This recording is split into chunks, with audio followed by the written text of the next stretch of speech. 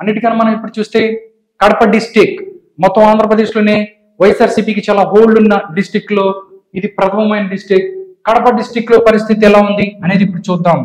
Kadapa district కి సంబంధించి ఎలా ఉండబోతుంది అనేది మనం చూస్తే, కడప డిస్టిక్ కి సంబంధించి ఎవరు గెలవబోతున్నారు, ఎవరికి విన్ అయ్యే ఛాన్స్ ఉంది అనేది మనం చూస్తే, కడప డిస్టిక్ లో మొట్టమొదటిగా మనం చూసుకున్నట్లయితే కడప సిటీకి సంబంధించి మాధవి రెడ్డి కడప డిస్టిక్ కి సంబంధించి కడప నుంచి పోటీ చేస్తారు, ఆవిడ ఓడిపోద్ది అని చెప్తున్నారు.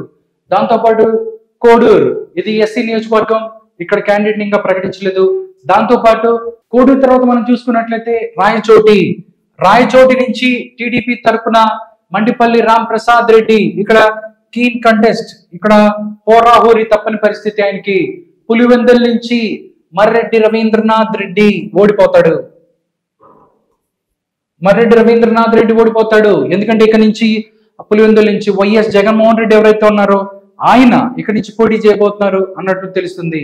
కానీ టీడీపీ తరపున ఎవరైతే పోటీ చేస్తారో ఆయన వీటికి రవి ఇక్కడి నుంచి ఓడిపోయే పరిస్థితి. బట్ ఒకవేళ సునీత గాని, వైఎస్ సునీత లేదా వైఎస్ షర్మిల గాని ఎవరన్నా పోటీ చేస్తే మాత్రం ఇక్కడ పరిస్థితి వేరేలా ఉంటది.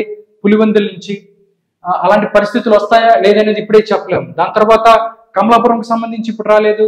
దాంతోపాటు జమ్మన్మండ్ కూడా ఇంకా అనౌన్స్ చేయలేదు, పొద్దుటూరు కూడా అనౌన్స్ చేయలేదు.